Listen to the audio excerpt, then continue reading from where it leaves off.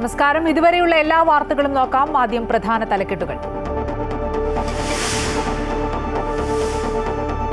KTU digital സർവകലാശാല VC നിയമനത്തിൽ governor Rajendra അർലേക്കർക്ക് തിരിച്ചടി. സ്തംഭനാവസ്ഥ സൃഷ്ടിക്കുന്നത് എന്തിനെന്ന് കോടതി.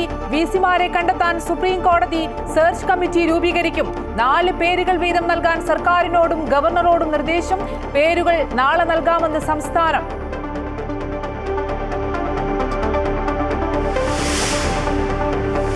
ഗവർണർക്കെതിരെ സർക്കാർ വിഭജന ഭീതി ദിനം ആചരിക്കരുതെന്ന് കോളേജുകൾക്ക് നിർദ്ദേശം. ഗവർണറുടെ നിർദ്ദേശം മതധ്രുവീകരണത്തിന് വഴിവെക്കുന്നതെന്ന് മന്ത്രി ആർ ബിന്ദു.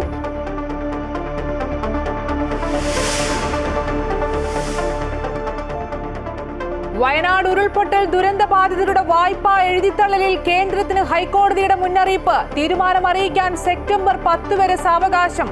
അവസാന അവസരമെന്നും കോടതി. അല്പം കൂടി സാവകാശം വേണമെന്ന് കേന്ദ്രം.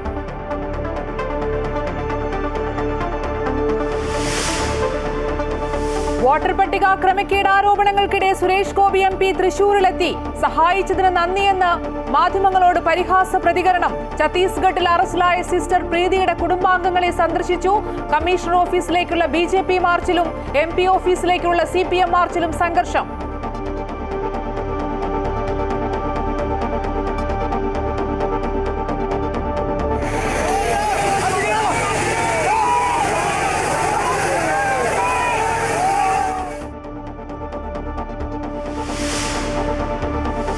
വോട്ടർ പട്ടിക വിവാദത്തിന് പിന്നാലെ സോണിയാഗാന്ധിക്കെതിരെ ആരോപണവുമായി BJP. പൗരത്വം കിട്ടുന്നതിന് മുമ്പ് തന്നെ വോട്ടർ പട്ടികയിൽ സോണിയയുടെ പേരുൾപ്പെടുത്തിയെന്ന ആരോപണം. തെരഞ്ഞെടുപ്പ് കമ്മീഷൻ സ്വമേധയാ ഉൾപ്പെടുത്തിയതെന്ന് കോൺഗ്രസ്.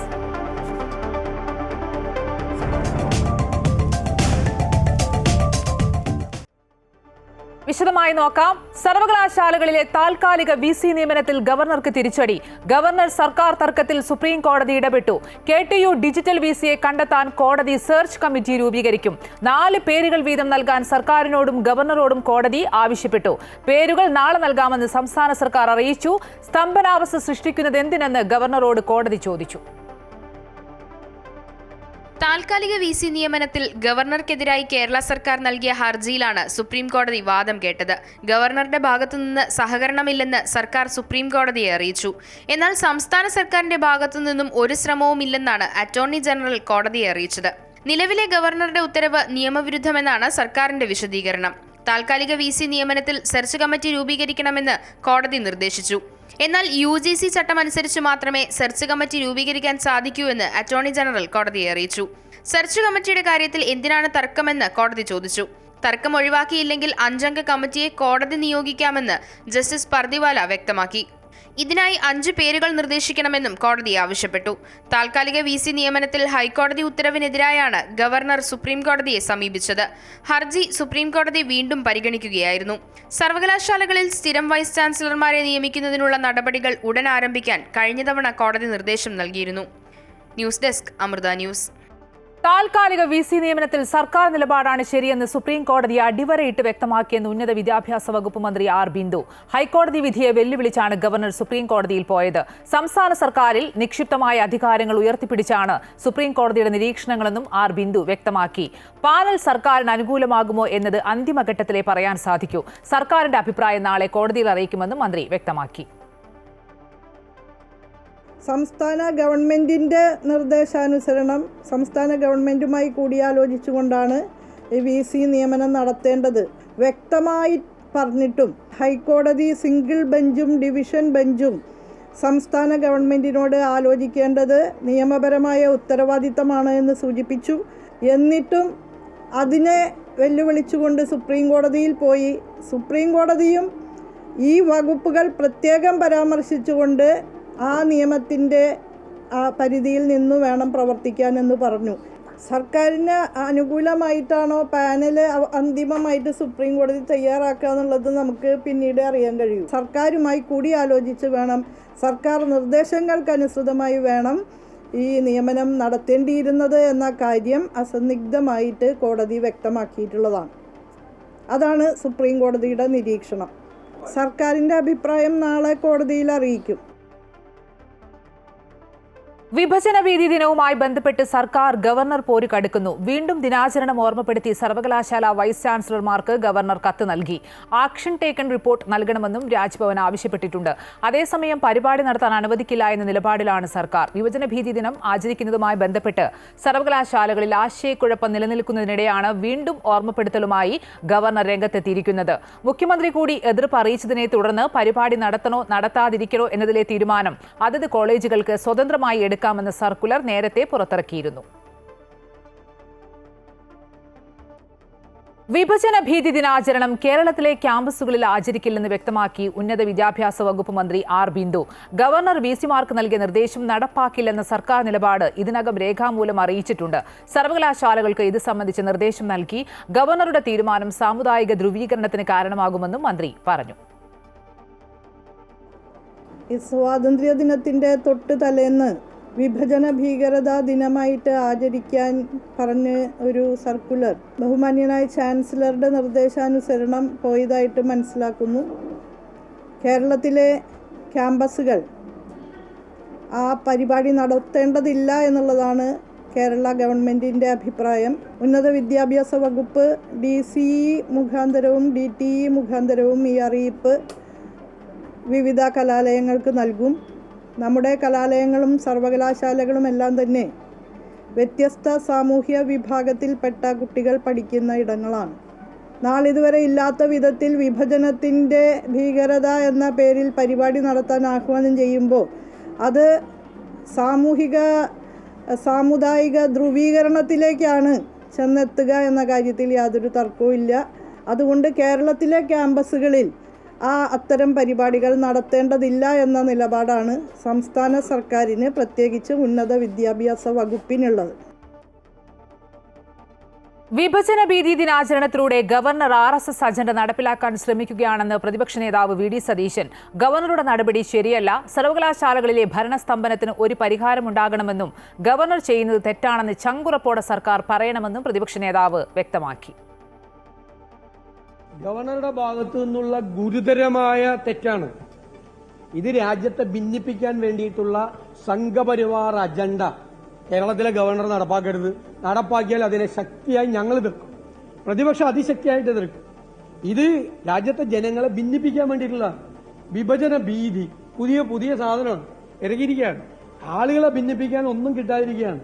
കേരളത്തിൽ തന്നെ ക്രൈസ്തവ മുസ്ലിം വിഭാഗങ്ങളെ തമ്മിലടിപ്പിക്കാൻ വേണ്ടിയിട്ടുള്ള വലിയ ശ്രമം BJP നടത്തി.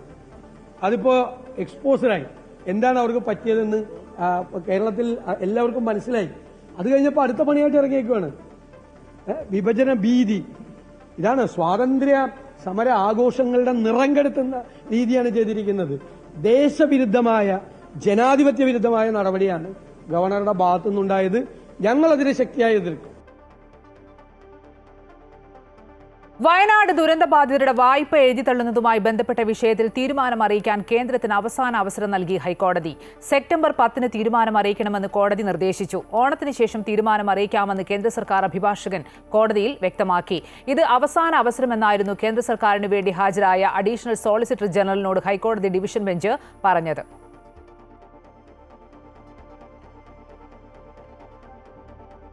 വോട്ട് ക്രമക്കേട് സംബന്ധിച്ച വ്യാപക പ്രതിഷേധത്തിനിടെ കേന്ദ്രമന്ത്രി സുരേഷ് ഗോപി തൃശൂരിലെത്തി. രാവിലെ 9:30 റെയിൽവേ സ്റ്റേഷനിലെത്തിയ സുരേഷ് ഗോപിക്ക് വൻ സ്വീകരണമാണ് BJP ഒരുക്കിയത്.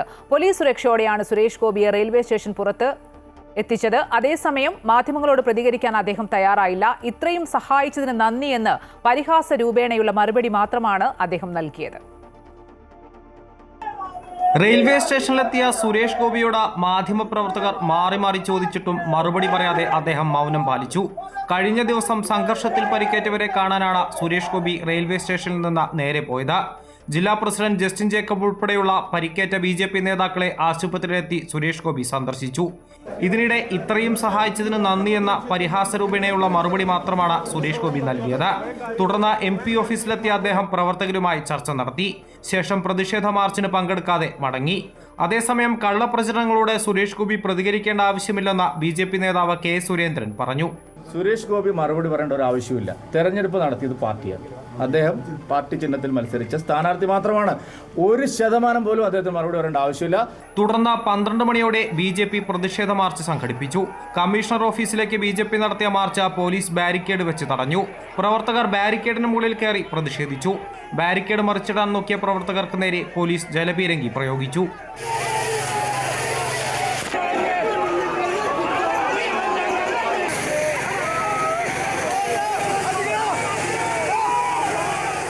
വോട്ടർ പട്ടിക വിവാദത്തിലും കന്യാസ്ത്രീകളുടെ അറസ്റ്റിലുമുള്ള പ്രതിഷേധത്തിന്റെ ഭാഗമായി കഴിഞ്ഞ ദിവസം CPM പ്രവർത്തകർ സുരേഷ് ഗോപിയുടെ ചേരൂരിലെ MP ഓഫീസിലേക്ക് മാർച്ച് നടത്തിയിരുന്നു. സുരേഷ് ഗോപിയുടെ ഓഫീസ് ബോർഡിൽ കരിയോയിൽ ഒഴിക്കുകയും ചെരുപ്പുമാലയിടുകയും ചെയ്തു. മാർച്ച് പോലീസ് തടഞ്ഞെങ്കിലും പ്രവർത്തകർ ബാരിക്കേഡ് മറികടക്കുകയായിരുന്നു. ഇതിന് മറുപടിയെന്നോണം രാത്രി 8 മണിയോടെ BJP പ്രവർത്തകർ CPM ജില്ലാ കമ്മിറ്റി ഓഫീസിലേക്കും മാർച്ച് നടത്തിയിരുന്നു. അമൃത ന്യൂസ്, തൃശൂർ.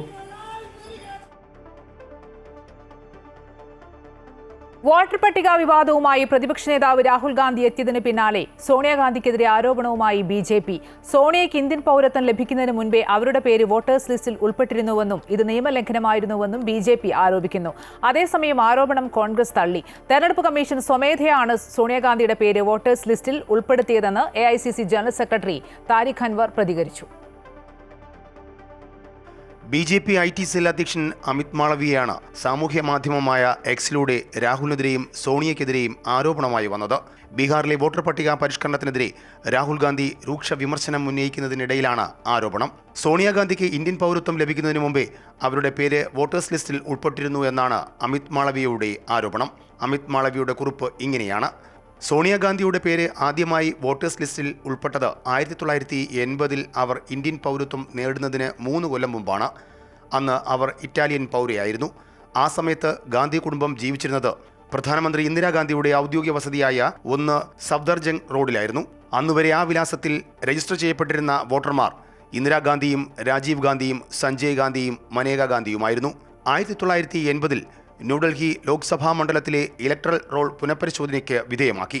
1980 ജനുവരി 1-ാം തീയതിയെ അടിസ്ഥാനപ്പെടുത്തിയായിരുന്നു ഇത്. ഈ പുനഃപരിശോധനാ പ്രക്രിയയ്ക്കിടെ സോണിയാഗാന്ധിയുടെ പേര് 145-ാം പോളിംഗ് സ്റ്റേഷനിലെ 388-ാം സീരിയൽ നമ്പറായി ചേർക്കപ്പെട്ടുവെന്നും അമിത് മാളവിയ ആരോപിച്ചു. 1982-ൽ പ്രതിഷേധത്തിന് പിന്നാലെ അവരുടെ പേര് പട്ടികയിൽ നിന്നും നീക്കം ചെയ്തു.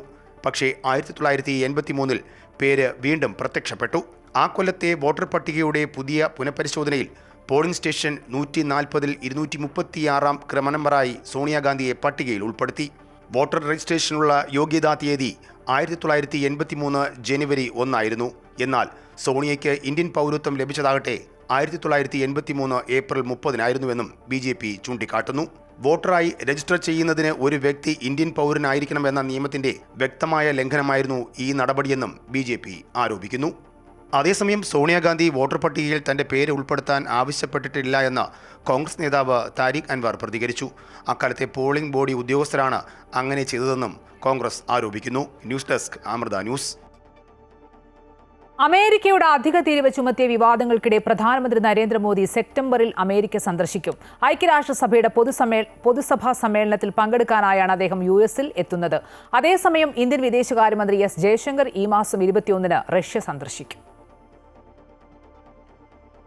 സെപ്റ്റംബർ 26-നാണ് നരേന്ദ്രമോദി UN പൊതുസഭയെ അഭിസംബോധന ചെയ്യുന്നത്.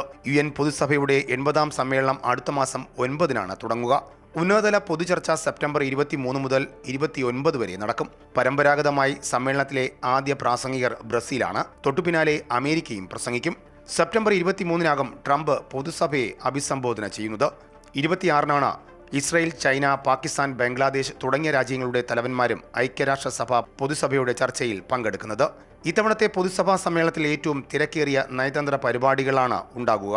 യുക്രൈൻ, ഇസ്രയേൽ, ഹമാസ് സംഘർഷങ്ങളുടെയും നടുവിലാണ് ഇക്കുറി യോഗം ചേരുന്നത്. അതേസമയം വിവിധ രാഷ്ട്രത്തലവന്മാരുമായി മോദി ചർച്ച നടത്തിയേക്കുമെന്ന റിപ്പോർട്ടുകളുമുണ്ട്. താരിഫുമായി ബന്ധപ്പെട്ട് ഇന്ത്യയും അമേരിക്കയും തമ്മിലുള്ള ബന്ധത്തിൽ വിള്ളൽ വീണ സാഹചര്യത്തിൽ പ്രധാനമന്ത്രിയുടെ US സന്ദർശനം നിർണായകമാണ്. എന്നാൽ മോദിയുടെ സന്ദർശനത്തിന് മുന്നോടിയായി US-മായി ഉഭയകക്ഷി ചർച്ചകൾ നടക്കുമെന്നാണ് സൂചന.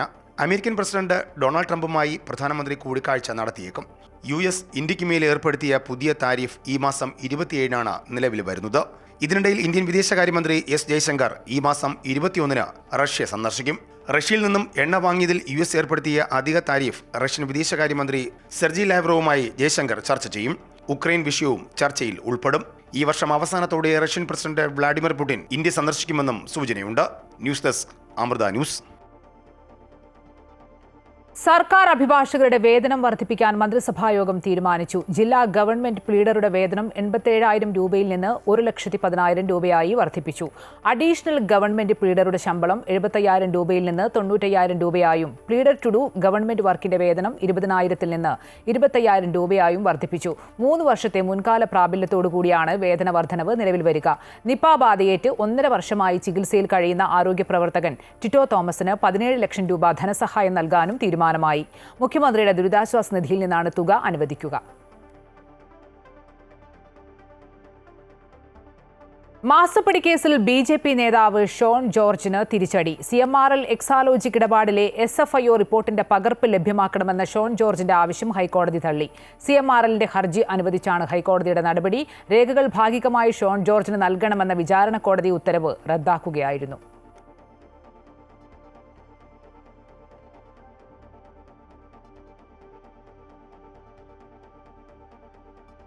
കോതമംഗലത്ത് TTC വിദ്യാർത്ഥിനി ആത്മഹത്യ ചെയ്ത സംഭവത്തിൽ അറസ്റ്റിലായ റമീസിന്റെ കുടുംബാംഗങ്ങളെയും കേസിൽ പ്രതി ചേർക്കും. വിദ്യാർത്ഥിനിയുടെ മാതാവും സഹോദരന് നൽകിയ വിവരങ്ങളുടെയും അടിസ്ഥാനത്തിലാണ് ബന്ധുക്കളെ പ്രതി ചേർക്കാൻ പോലീസ് ഒരുങ്ങുന്നത്. ആത്മഹത്യാക്കുറിപ്പിൽ പരാമർശിച്ച റമീസിന്റെ സുഹൃത്തും പ്രതിപട്ടികയിലുണ്ട്. അതേസമയം കേന്ദ്രമന്ത്രിമാരായ സുരേഷ് ഗോപി, ജോർജ് കുര്യൻ എന്നിവർ പെൺകുട്ടിയുടെ വീട് സന്ദർശിച്ചു. DGPയെ കണ്ട് കേസിനെക്കുറിച്ച് സംസാരിക്കുമെന്ന് സുരേഷ് ഗോപി ഉറപ്പ് നൽകിയതായും NIA അന്വേഷണം വേണമെന്ന് സോനയുടെ സഹോദരൻ പറഞ്ഞു. DGP സാറിന് ഇങ്ങനെ നേരിട്ട് കാണാമെന്നാണ് പറഞ്ഞത്. DGP അവർ പിന്തുണ പറയുന്നുണ്ട് കുടുംബത്തിന് പൂർണ്ണമായിട്ടും പിന്തുണ, നിയമപരമായിട്ട് ഇത് നീതി കിട്ടാൻ വേണ്ടി പൂർണ്ണമായിട്ട് എല്ലാ പിന്തുണയും അവർ നൽകുന്നുണ്ട്. നിങ്ങളുടെ ആവശ്യം ഈ കേസിനെതിരെ NIA അന്വേഷണം വേണം എന്നുള്ളതാണോ, അതോ ഈ കേസിൻ്റെ അകത്ത് മറ്റ് വിശദമായ കാര്യങ്ങൾ അന്വേഷിക്കണം എന്നുള്ളതാണ്? NIA അന്വേഷണം വേണം, എന്നാലാണല്ലോ വിശദമായ കാര്യങ്ങൾ അന്വേഷിക്കാൻ പറ്റുള്ളൂ. അവരുടെ ഫാമിലി പരമായിട്ടുള്ള കാര്യങ്ങളും ഇനി ഇതിൽ വേറെ ഫാമിലിയിൽ ഇങ്ങനെ എന്തെങ്കിലും സംഭവിച്ചിട്ടുണ്ടോ, അവരുടെ സ്വന്തക്കാർ കുടുംബക്കാർ അങ്ങനെ എന്തെങ്കിലും ഉണ്ടോ എന്ന് അറിയണമല്ലോ. എന്നാലാണല്ലോ ഇവരുടെ ഉദ്ദേശം മനസ്സിലാവുള്ളൂ. വേറെ ആരെങ്കിലും ഇവർക്ക് എൻ്റെ പെങ്ങളായിട്ട് ഇതിനു മുമ്പ് ബന്ധം വേറെ ആർക്കെങ്കിലും ഇവർ വേറെ ഏതെങ്കിലും മതത്തിലുള്ള പെൺകുട്ടിയായിട്ട് ഇങ്ങനെ വീണ്ടും മാറ്റാൻ ശ്രമിച്ചിട്ടുണ്ടോ എന്നൊക്കെ അറിയാലോ. കൊച്ചിയിൽ നിന്നും AT അശ്വതി ചേരുന്നുണ്ട്. അശ്വതി, സോനയുടെ കുടുംബം ആവശ്യപ്പെടുന്നത് NIA അന്വേഷണമാണ്. നമുക്കറിയാം ഇതൊരു പ്രാഥമിക അന്വേഷണ ഘട്ടത്തിലാണ്. കൂടുതൽ ആളുകളെ ഇതിലേക്ക് പ്രതി ചേർക്കുന്നുണ്ട്. ഇപ്പോൾ അന്വേഷണം ഏത് രീതിയിലാണ് മുന്നോട്ട് പോകുന്നത്? ഇതിൽ പ്രതിയായിരിക്കുന്ന റമീസിൻ്റെ കുടുംബാംഗങ്ങളെ കൂടി പ്രതി ചേർത്തുകൊണ്ട് അന്വേഷണം വിപുലീകരിക്കാനാണ് അന്വേഷണ സംഘത്തിൻ്റെ നീക്കം. അതിൽ കുടുംബാംഗങ്ങളെ ചോദ്യം ചെയ്യേണ്ടതുണ്ട്. ഈ മരണപ്പെട്ട പെൺകുട്ടിയുടെ ആത്മഹത്യാക്കുറിപ്പിലും ഈ കുടുംബാംഗങ്ങളെക്കുറിച്ച്, ഈ പ്രതിയുടെ കുടുംബാംഗങ്ങളെക്കുറിച്ച് വ്യക്തമായി പരാമർശിച്ചിട്ടുണ്ട്. റമീസിൻ്റെ അച്ഛൻ, അമ്മ, പെങ്ങൾ, ഒപ്പം തന്നെ റമീസിൻ്റെ ഒരു സുഹൃത്തുണ്ട്. ഇവരുടെ കാര്യങ്ങൾ, ഇവർ മാനസികമായിട്ട്, ഈ കുടുംബം തന്നെ മാനസികമായിട്ട് പലതരത്തിൽ ഉപദ്രവിച്ചു എന്നും ഈ ആത്മഹത്യാക്കുറിപ്പിൽ വ്യക്തമാക്കുന്നുണ്ട്. അതുകൊണ്ട് തന്നെ അക്കാര്യങ്ങളിലും വിശദമായ അന്വേഷണം വേണം. അതിൽ ചോദ്യം ചെയ്യലാണ് ഏറ്റവും ആദ്യമായിട്ട് വേണ്ടത്. അതുകൊണ്ട് തന്നെ ഇവരെ എല്ലാവരെയും കസ്റ്റഡിയിലെടുത്ത് ചോദ്യം ചെയ്യാനുള്ള നീക്കങ്ങളാണ് ഇപ്പോൾ അന്വേഷണ സംഘത്തിൻ്റെ ഭാഗത്തു നിന്ന് ഉണ്ടായിക്കൊണ്ടിരിക്കുന്നത്. 10 പേരടങ്ങുന്ന പ്രത്യേക അന്വേഷണ സംഘമാണ് ഇപ്പോൾ ഈ കേസ് അന്വേഷിച്ചുകൊണ്ടിരിക്കുന്നത്. ഒപ്പം തന്നെ റമീസിനെ കസ്റ്റഡിയിൽ വാങ്ങി ചോദ്യം ചെയ്യേണ്ടതുണ്ട്. അതിനുള്ള നടപടിക്രമങ്ങളും പുരോഗമിക്കുകയാണ്. ഈ കുടുംബം പ്രധാനമായും NIA അന്വേഷണമാണ് ആവശ്യപ്പെടുന്നത്. അതായത് കൂടുതൽ ആളുകൾക്ക് ഈ വിഷയത്തിൽ പങ്കുണ്ടോ, ഈ സംഭവത്തിൽ പങ്കുണ്ടോ എന്നതാണ് കുടുംബം ആശങ്കപ്പെടുന്നത്. മാത്രമല്ല ഈ കുട്ടിയെ വീട്ടിലേക്ക് കൊണ്ടുപോവുകയും, റമീസിൻ്റെ വീട്ടിലേക്ക് കൊണ്ടുപോവുകയും അവിടെ തടങ്കൽ വയ്ക്കുകയും അവളെ അവിടെ വെച്ച് ഉപദ്രവിക്കുകയും ചെയ്തിട്ടുണ്ട്. അവിടെ കുടുംബാംഗങ്ങൾ മാത്രമല്ല മറ്റു ചിലരും ഉണ്ടായിരുന്നു എന്നതാണ് കുടുംബം ആരോപിക്കുന്നത്. മാത്രമല്ല പെൺകുട്ടിയുടെ ആത്മഹത്യാക്കുറിപ്പിലും ഇത് സംബന്ധിച്ച പരാമർശങ്ങളുണ്ട്. അതുകൊണ്ട് അത് ആരൊക്കെയാണ്, ഏത് വിധത്തിലാണ് പെൺകുട്ടിയെ മാനസികമായിട്ടും ശാരീരികമായിട്ടും ഒക്കെ അവർ ഉപദ്രവിച്ചിട്ടുള്ളത് തുടങ്ങിയ കാര്യങ്ങൾ അറിയേണ്ടതുണ്ട്. അതുകൊണ്ട് തന്നെ സമഗ്രമായ ഒരു അന്വേഷണം വേണം എന്നതിൻ്റെ ആവശ്യത്തിൻ്റെ അടിസ്ഥാനത്തിലാണ് NIA അന്വേഷണം ആവശ്യപ്പെട്ടിരിക്കുന്നത്. ഇക്കാര്യത്തിൽ DGPയുമായി സംസാരിക്കുമെന്നാണ് ഇന്ന് കുടുംബത്തെ സന്ദർശിച്ച കേന്ദ്രമന്ത്രി സുരേഷ് ഗോപി വ്യക്തമാക്കിയിരിക്കുന്നത്. എന്തായാലും അതിൽ ഉറച്ചു നിൽക്കുന്നു. ഈ കോതമംഗലത്തെ പെൺകുട്ടി മാത്രമല്ല മറ്റേതെങ്കിലും പെൺകുട്ടികൾ ഈ വിധത്തിൽ ഉപദ്രവിക്കപ്പെട്ടിട്ടുണ്ടോ, ഇതിൽ ഈ സമാനമായ സംഭവത്തിൽ ഉൾപ്പെട്ടിട്ടുണ്ടോ തുടങ്ങിയ കാര്യത്തിലും അന്വേഷണം വേണമെന്ന് തന്നെയാണ് ഈ കോതമംഗലത്തെ പെൺകുട്ടിയുടെ സഹോദരനും വ്യക്തമാക്കുന്നത്. എന്തായാലും ഇന്ന് ജോർജ് കുര്യനും സുരേഷ് ഗോപി അടക്കം 2 കേന്ദ്രമന്ത്രിമാരും ഒപ്പം തന്നെ മറ്റ് വിവിധ രാഷ്ട്രീയ പാർട്ടികളിലെയും ഒക്കെ ആളുകൾ ഇന്ന് പെൺകുട്ടിയുടെ കുടുംബത്തെ സന്ദർശിക്കുകയും അവരുടെ പോരാട്ടത്തിൽ പൂർണ്ണ പിന്തുണ നൽകുമെന്ന് അറിയിക്കുകയും ചെയ്തിട്ടുണ്ട്. ഈ അന്വേഷണം പുരോഗമിച്ചുകൊണ്ടിരിക്കുകയാണ്. ഡിജിറ്റൽ തെളിവുകളും അതുപോലെ തന്നെ സാക്ഷിമൊഴികളും ശേഖരിക്കുകയാണ് ഇപ്പോൾ പോലീസ് ചെയ്യുന്നത്. അമ്പിളി. ശരി, കോതമംഗലത്ത് ആത്മഹത്യ ചെയ്ത സോനയുടെ കുടുംബം സമഗ്ര അന്വേഷണമാണ് ആവശ്യപ്പെടുന്നത്. ഇതിന്റെ ഭാഗമായി ആ കുടുംബം NIA അന്വേഷണമാണ് ആവശ്യപ്പെടുന്നത്. ഇന്ന് രാഷ്ട്രീയ നേതാക്കളൊക്കെ സോനയുടെ വീട് സന്ദർശിക്കുകയുണ്ടായി. വിശദാംശങ്ങൾ നൽകുകയായിരുന്നു കൊച്ചിയിൽ നിന്നും AT അശ്വതി. കോതമംഗലത്തെ സോന എൽദോസിന്റെ ആത്മഹത്യയിൽ പ്രതികരണവുമായി കേന്ദ്രമന്ത്രി ജോർജ് കുര്യൻ NIA അന്വേഷണം വേണമെന്ന ആവശ്യത്തിൽ ഇടപെടാൻ കേന്ദ്രത്തിന് പരിമിതികളുണ്ടെന്നും ജുഡീഷ്യറിയുടെ ഇടപെടലാണ് വേണ്ടതെന്നും മന്ത്രി പറഞ്ഞു. FIRലെ വകുപ്പുകളുടെ അടിസ്ഥാനത്തിലാണ് തീരുമാനമെടുക്കുക. ഇക്കാര്യത്തിൽ സംസ്ഥാന സർക്കാരാണ് തീരുമാനമെടുക്കേണ്ടത്. ലവ് ജിഹാദി എന്ന വാക്ക് നിയമപരമായി നിർവചിക്കപ്പെട്ടിട്ടില്ല. അതിനാൽ അത് തെളിയിക്കാൻ കഴിയില്ലെന്നും കേന്ദ്രമന്ത്രി വ്യക്തമാക്കി. കേന്ദ്രത്തിൻ്റെ ഇതിനെല്ലാം സംസ്ഥാന തലത്തിലാണ് നിയമം വരേണ്ടത്. നിങ്ങൾ മാധ്യമങ്ങൾ തന്നെ നോട്ട് ചെയ്തിട്ടുണ്ടാവും. ഈ വിവാഹത്തിന് ശേഷം ഗാർഹിക പീഡനം എന്നൊക്കെ പറഞ്ഞിട്ടുള്ളത് സാധാരണയായിരുന്നു.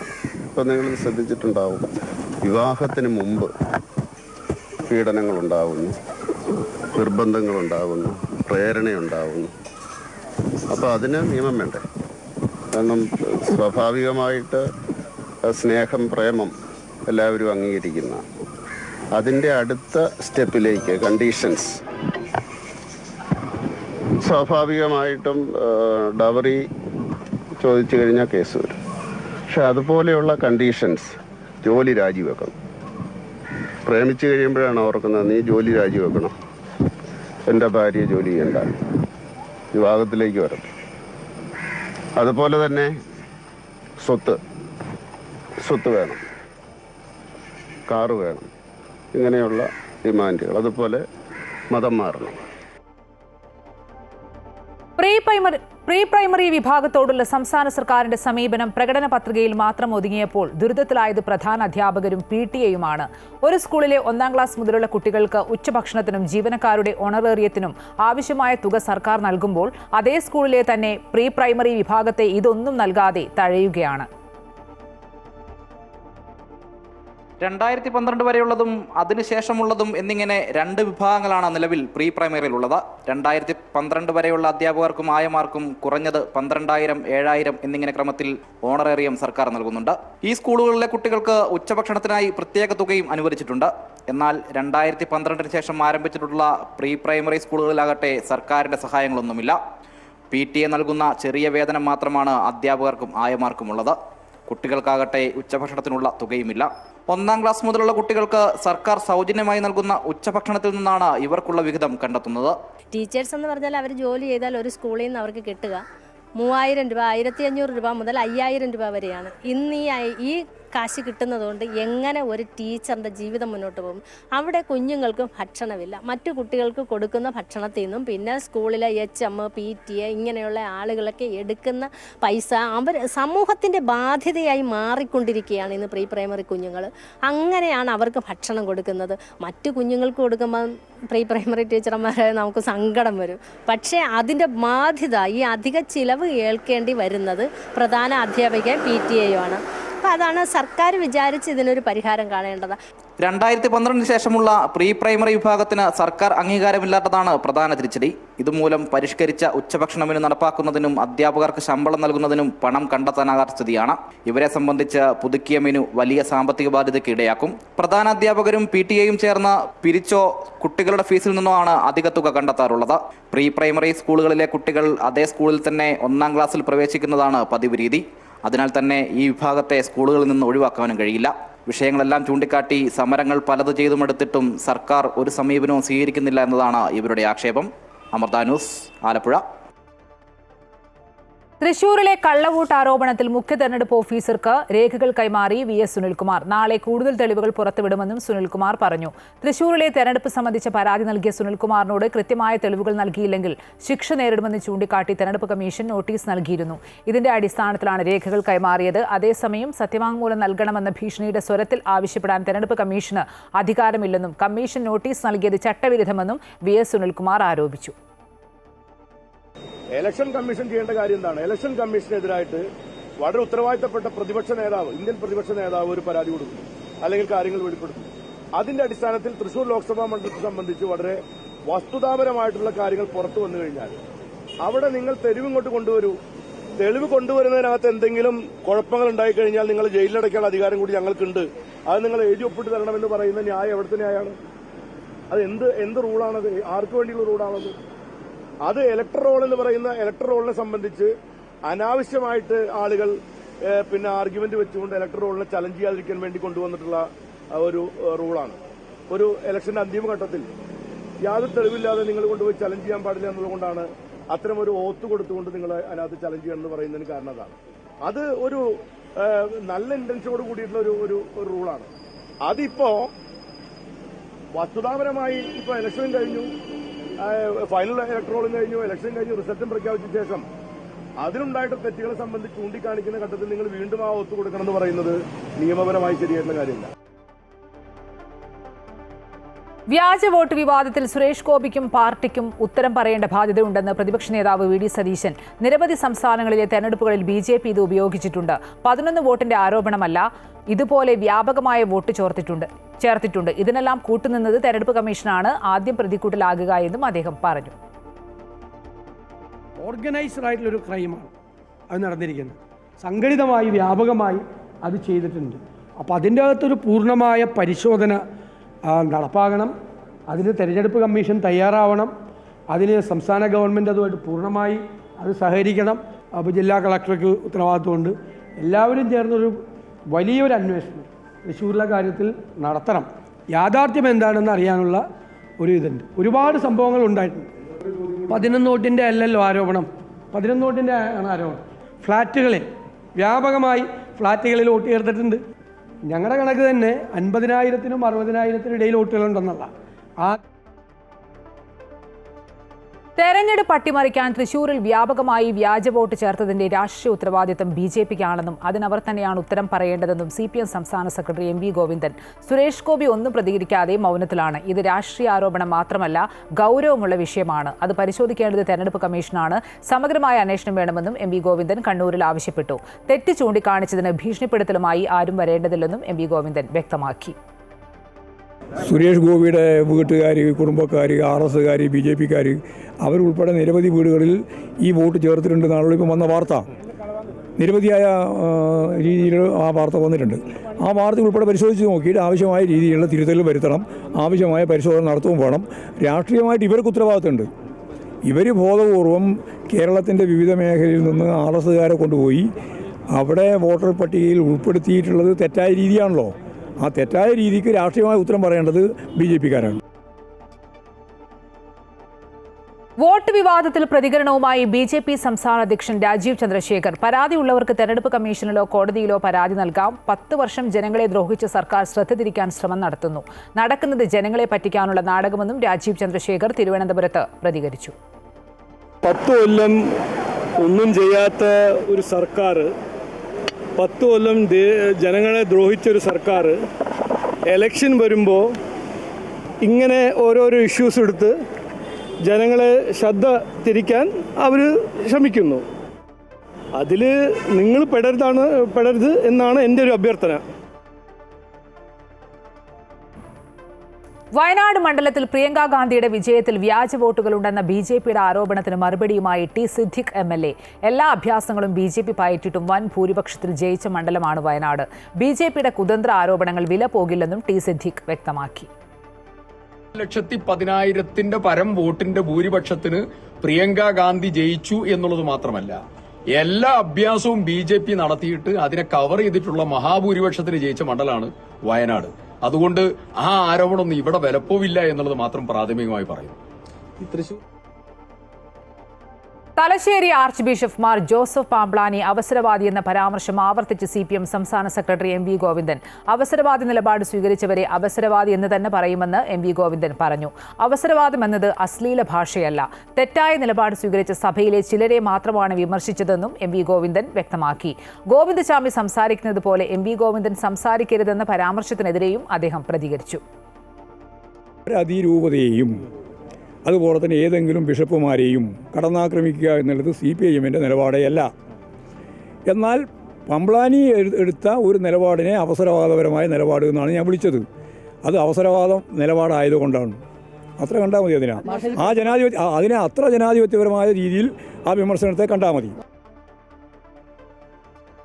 തമിഴ്നാട്ടിലെ തിരുനെൽവേലിയിൽ നടന്ന ബിരുദദാന ചടങ്ങിൽ ഗവർണറുടെ കയ്യിൽ നിന്ന് സർട്ടിഫിക്കറ്റ് സ്വീകരിക്കാൻ ഗവേഷക വിദ്യാർത്ഥി വിസമ്മതിച്ചു. പിന്നീട് വൈസ് ചാൻസലറിൽ നിന്നാണ് വിദ്യാർത്ഥി സർട്ടിഫിക്കറ്റ് സ്വീകരിച്ചത്. തിരുനെൽവേലി മനോന്മണിയം സുന്ദരനാർ സർവകലാശാലയിലാണ് സംഭവം. ഗവർണർ തമിഴ്നാടിനും ഇവിടുത്തെ ജനങ്ങൾക്കും എതിരാണ്. അതുകൊണ്ടാണ് അദ്ദേഹത്തിൽ നിന്നും സർട്ടിഫിക്കറ്റ് സ്വീകരിക്കാത്തതെന്ന് ജീൻ ജോസഫ് പറഞ്ഞു. ചടങ്ങിൽ നിന്നും സംസ്ഥാന ഉന്നത വിദ്യാഭ്യാസ മന്ത്രിയും വിട്ടുനിന്നിരുന്നു. അതേസമയം ഗവേഷക വിദ്യാർത്ഥിക്കെതിരെ BJP രംഗത്ത് വന്നു. DMK ജില്ലാ നേതാവിന്റെ ഭാര്യയാണ് ജീൻ ജോസഫ് എന്നും പാർട്ടി പദവികൾക്കായി നാടകം കളിക്കുക അപലപനീയമാണെന്നും അണ്ണാമലൈ പറഞ്ഞു. പ്രൊഡ്യൂസേഴ്സ് അസോസിയേഷൻ തെരഞ്ഞെടുപ്പിൽ നിർമ്മാതാവ് സാന്ദ്ര തോമസ് നൽകിയ ഹർജി എറണാകുളം സബ് കോടതി തള്ളി. നാമനിർദ്ദേശ പത്രിക തള്ളിയതിനെതിരെയും പ്രസിഡന്റ് സ്ഥാനത്തേക്കുള്ള തെരഞ്ഞെടുപ്പ് നിർത്തിവെക്കണമെന്നും ആവശ്യപ്പെട്ടാണ് സാന്ദ്ര തോമസ് കോടതിയെ സമീപിച്ചത്. ബൈലോ പ്രകാരമാണ് കാര്യങ്ങൾ മുന്നോട്ട് പോയതെന്നും സാന്ദ്ര ഉന്നയിച്ച കാര്യങ്ങൾ വ്യാജമെന്ന് തെളിഞ്ഞുവെന്നും നിർമ്മാതാവ് G. സുരേഷ് കുമാർ പ്രതികരിച്ചു. വിധി നിരാശാജനകമാണെന്നും നിയമ പോരാട്ടം തുടരുമെന്നും സാന്ദ്ര തോമസ് പറഞ്ഞു. പ്രൊഡ്യൂസേഴ്സ് അസോസിയേഷൻ തെരഞ്ഞെടുപ്പിൽ പ്രസിഡന്റ് സ്ഥാനത്തേക്ക് മത്സരിക്കാൻ 3 സിനിമകൾ നിർമ്മിക്കണമെന്ന മാനദണ്ഡമുണ്ടായിരുന്നു. എന്നാൽ ലിറ്റിൽ ഹാർട്ട്സ്, നല്ല നിലാവുള്ള രാത്രി എന്നീ 2 ചിത്രങ്ങൾ മാത്രമായിരുന്നു പുതിയ പ്രൊഡക്ഷൻ ഹൗസായ സാന്ദ്ര തോമസ് പ്രൊഡക്ഷൻസിന്റെ കീഴിൽ നിർമ്മിച്ചത്. ഈ കാരണം കാണിച്ചാണ് സംഘടന സാന്ദ്ര തോമസിനെ നാമനിർദ്ദേശ പത്രിക തള്ളിയത്. നേരത്തെ സാന്ദ്ര തോമസിന്റെ പങ്കാളിത്തത്തിൽ നിർമ്മിച്ച സിനിമകൾ പരിഗണിച്ചിരുന്നില്ല. ഇതിനെതിരെയാണ് സാന്ദ്ര കോടതിയെ സമീപിച്ചത്. ഞാൻ ഒറ്റയ്ക്ക് നിന്ന് ഈ ഫൈറ്റ് ചെയ്യുന്നത്, ആ തിരിച്ചടികളെ ഞാൻ പ്രതീക്ഷിക്കുന്നു. ഞാൻ അതിനെ അക്സെപ്റ്റ് ചെയ്യുന്നു. ഞാൻ ഇനിയും പൊരുതുക തന്നെ ചെയ്യും. എനിക്കിത് ഉണ്ടാവുമെന്ന് അറിയാവുന്നതുകൊണ്ടുകൂടിയാണ് ഞാൻ എക്സിക്യൂട്ടീവ് കമ്മിറ്റിയിലും കൊടുത്തിട്ടത്. അപ്പോൾ അതുകൊണ്ട് തന്നെ ഞാൻ എക്സിക്യൂട്ടീവ് കമ്മിറ്റിയിൽ നിന്ന് ശക്തമായി അവരെടുക്കുന്ന മറ്റ് നിർമ്മാതാക്കൾക്ക് ഗുണകരമല്ലാത്ത എന്ത് ഡിസിഷൻ എടുത്താലും ഞാൻ അതിന് എതിർക്കുക തന്നെ ചെയ്യും. ഞാൻ പോരാടുക തന്നെ ചെയ്യും. ഇതിപ്പോൾ കണ്ടത് എന്താണെന്ന് വെച്ചാൽ ഒരു പുരുഷ മേധാവിത്വത്തിൻ്റെ ഒരു അങ്ങേയറ്റമാണ് കണ്ടതിൻ്റെ ഇതെന്ന് പറഞ്ഞ കാര്യം.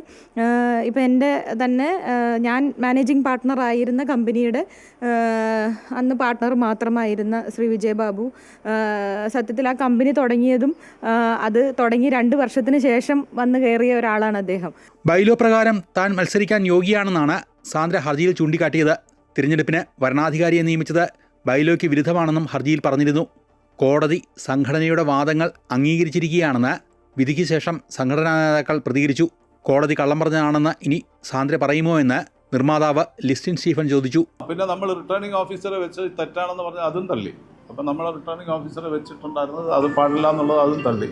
അപ്പം ഇതൊരു നമ്മൾ പ്രതീക്ഷിച്ച വിധി തന്നെയാണ് വന്നത്. അല്ല, പ്രൊഡ്യൂസർ അസോസിയേഷൻ്റെ മെമ്പേഴ്സിനെതിരെ പരാതിയായിരുന്നു. അത് കഴിഞ്ഞിട്ട് പ്രൊഡ്യൂസർ അസോസിയേഷനെതിരെ പരാതിയായിരുന്നു, വരണാധികാരിക്കെതിരെ പരാതിയായിരുന്നു, ബൈലോയ്ക്കെതിരെ പരാതിയായിരുന്നു. ഇനിയിപ്പോൾ കോടതിയും തെറ്റാണോ എന്ന് പറയുമെന്ന് അറിയത്തില്ല. എന്തെല്ലാം ചീപ്പ് ഷോകളാണ് കാട്ടിക്കൊണ്ടിരുന്നത്. നമ്മളൊക്കെ 14 എക്സിക്യൂട്ടീവ് സ്ഥാനത്തേക്ക് 26 പേരാണ് മത്സരിക്കുന്നത്. നാളെയാണ് പ്രൊഡ്യൂസേഴ്സ് അസോസിയേഷൻ തിരഞ്ഞെടുപ്പ്. അമൃത ന്യൂസ്, കൊച്ചി. ധർമ്മസ്ഥലയിൽ GPR ഉപയോഗിച്ചുള്ള പരിശോധന പുരോഗമിക്കുന്നു. അസ്ഥികൾ കണ്ടെത്തിയില്ലെങ്കിൽ പരിശോധന താൽക്കാലികമായി നിർത്താനാണ് സാധ്യത. പോയിന്റ് 13 പ്രധാനമായും പരിശോധന നടക്കുന്നത്. പോയിന്റ് 13 8 മൃതദേഹങ്ങൾ കുഴിച്ചുമൂടിയിട്ടുണ്ട് എന്നായിരുന്നു ക്ഷേത്രത്തിലെ മുൻ പരിചാരകന്റെ മൊഴി.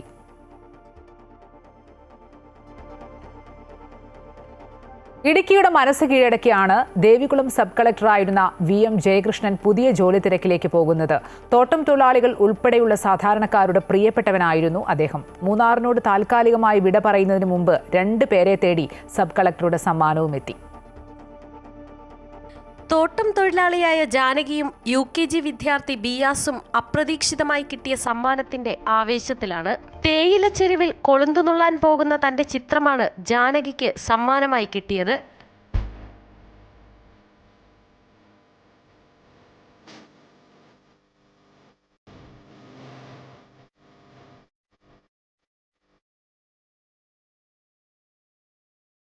ഔദ്യോഗിക ജീവിതത്തിന്റെ തിരക്കുകൾക്കിടയിലും ഫോട്ടോഗ്രാഫിയെ ഇഷ്ടപ്പെടുന്ന ജയകൃഷ്ണൻ IAS താൻ പകർത്തിയ ഹെലികാം ചിത്രത്തിലെ നായികയെ കണ്ടെത്തി ചിത്രം സമ്മാനിക്കുകയായിരുന്നു.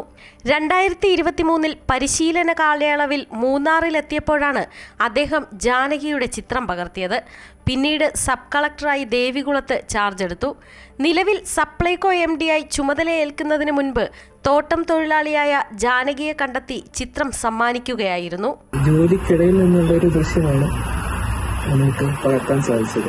ആദ്യത്തെ ഒരാഴ്ചയിൽ തന്നെ നമ്മുടെ സ്റ്റാഫിനോട് പറഞ്ഞു, ഇങ്ങനൊരു പടം ഞാൻ എടുത്തിട്ടുണ്ട്, ഈ പടത്തിലുള്ള ആളെ ഒന്ന് കണ്ടെത്തി തരണം എന്നുള്ളത്. ആദ്യം ഒരുപാട് അന്വേഷിച്ചു, പക്ഷേ ഇടയ്ക്ക് കണ്ടെത്താൻ സാധിച്ചില്ല. ആരാ, എന്താ, എവിടെ എന്നുള്ളതൊന്നും മനസ്സിലായില്ല. പക്ഷേ ഇപ്പോൾ ഞാൻ പോകുന്നെന്ന് അറിഞ്ഞപ്പോൾ നമ്മുടെ സ്റ്റാഫ് തന്നെ മുൻകൈ എടുത്തിട്ട് ഈ ഫോട്ടോ എനിക്ക് ഒരുപാട് കമ്പനിയിൽ KDSP കമ്പനിയിലും കൊടുത്തിട്ട് അവരുടെ എംപ്ലോയി ലിസ്റ്റിലുള്ള ആളാണ്, അവർക്കറിയാവുന്ന ആളാണ് കണ്ടുപിടിച്ചിട്ട്. പക്ഷെ എനിക്കൊന്ന് 2 ദിവസം തന്നെയാണ് ഈ ഫോട്ടോയിലെ വ്യക്തിയെ കണ്ടെത്തിയിട്ടുള്ളത്. UKG-കാരനായ ബിയാസ് തന്റെ കഴിഞ്ഞ പിറന്നാൾ ദിനത്തിൽ സബ് കളക്ടറെ തേടിയെത്തിയിരുന്നു. കയ്യിൽ കരുതിയിരുന്ന കുടുക്ക സബ് കളക്ടർക്ക് കൈമാറി. പാവപ്പെട്ടവരെ സഹായിക്കണമെന്നും ആവശ്യപ്പെട്ടു. കൊച്ചുമിടുക്കന്റെ സമൂഹത്തോടുള്ള കരുതലിന് സമ്മാനമായാണ് സൈക്കിളുമായി സബ് കളക്ടർ എത്തിയത്. മറ്റുദ്യോഗസ്ഥരിൽ നിന്ന് വ്യത്യസ്തനായി സാധാരണക്കാരുടെ മനസ്സ് കീഴടക്കിയാണ് ജയകൃഷ്ണൻ IAS മൂന്നാറിൽ നിന്നും മടങ്ങുന്നത്. അമൃത ന്യൂസ്, ഇടുക്കി.